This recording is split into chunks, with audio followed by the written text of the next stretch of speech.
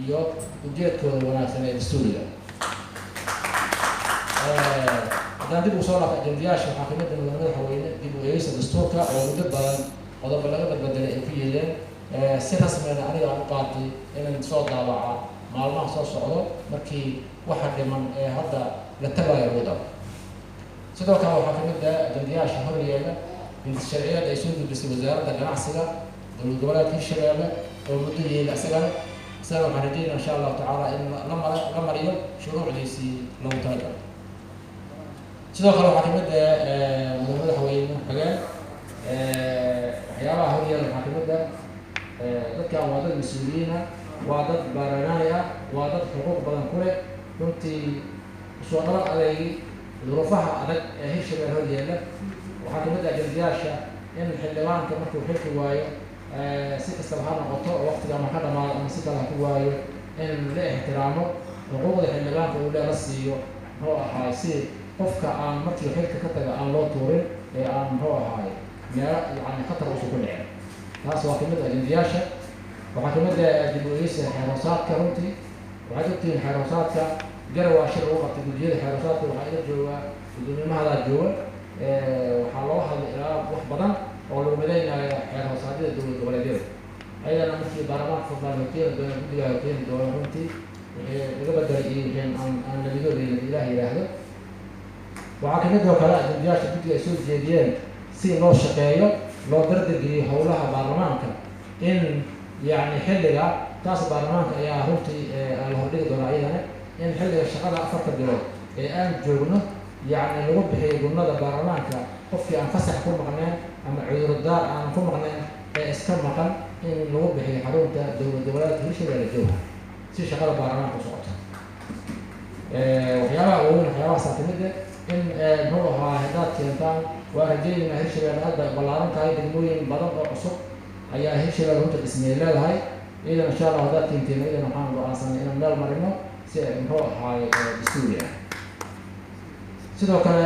guddiga doorashooyinka sharcigiisa oo kale idana waan ka hadalnay in la meel mariyo guddiyada kale madaxa bannaan iyo dhammaan kaabayaasha kale muxuu ahaay dowladda Hirshabelle waxaan looga baahataan idinku waxaa kaloo isku boorinay runtii in xeerka la mariyo xildhibaanka jowhar ee kala fadhiga markaas u baaqanaya ee hurdada ay la tagaysa ama bedel iska fadhiya. runtii nidaam dastuuri ma aha. qof kasta waxaa saaran waxaa saaran muxuu ahaay mas-uuliyad yani wadaraad waa mas-uuliyadda madaxweyne uu leeyahay maaha madaxweyne koreen ama guddoon ay leeyihin qof walba mas-uuliyad baa saaran. waxaa muhiim ah heerka adiga aad matalayso oo aad ku matalayso baarlamaanka Hirshabelle haddaan adigu aadan ajendihii la socon haddaadan la soconin degmooyinka laga hadlaayo haddaadan la soconin gobollada laga hadlaayo haddaadan baahida la soconin ciddaad matalayso waa inaad isweydiisaa. reerkiini soo doortay waxaan leeyahay waa sirtay يعني ما دام أنا باهي ولا ترجمين حل ما أنت عارف رأيي كنت ترجمه مثلا الشعب يا مثلي هذا كل عليك صوم العالي معناته إنه العالي أديت كده كاسع الآن يعني كورقة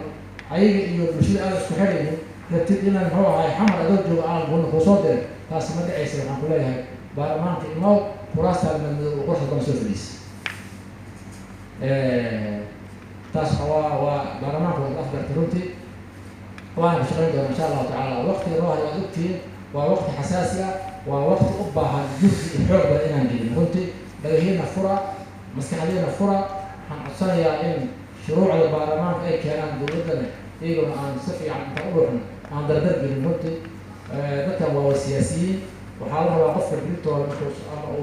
صلاته أو إنه كهل إنه جدا يعني حلوان أنا بحوي أنا مدير البرلمان أنا يعني بعيان أنا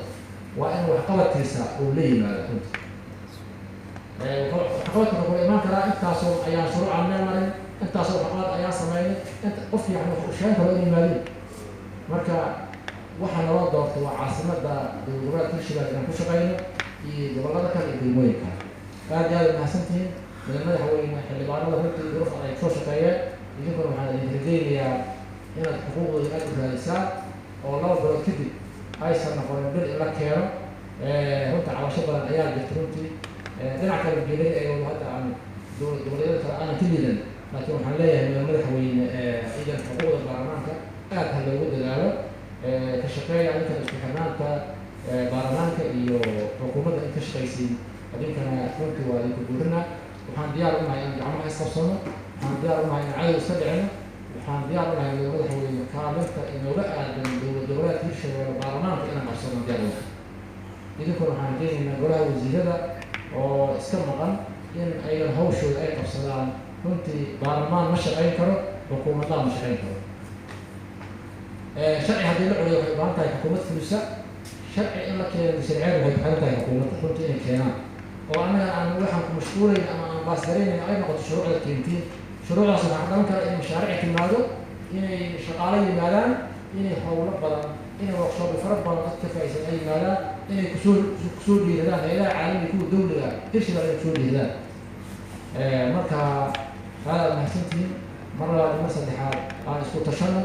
iska waxqabsi aan samayno ama isxilqaan anagu aan samayno dalkeena dadkeena cilmi uma maqno ceel uma qodno amniga la rabaa qof lagu eedeynaa mala qof walba qorigiisa iyo booshkiisa uu kutusan doonaa xukuumaddana waa inuu ka cidan badi ilaah yaal mudan madaxweyne waxay aad umahadsan tahay sida aad ugu jawaabteen baahidii soo jeedintay xildhibaanada ay u garteen adigii madaxweynaha waa idinku mahadcelinaa xildhibaanada waxaan ka cudurdaaraynaa jooga inaan isku jirnaa heerka waa ku gaari waynay xaalad degdeg iska jirta oo amarkiisoo madaxweyne ku-xigeenka u baxaa laga yaabo marka hadba sidii tabartu ay tahay ayaa loo tilaabsadaa runtii waa mahadsantihiin mudan madaxweyne ku-xigeenka soo dhawaaw si aad inoogu fogto kelmadaadii ugu soo gashay dastuuriga ka fadlaka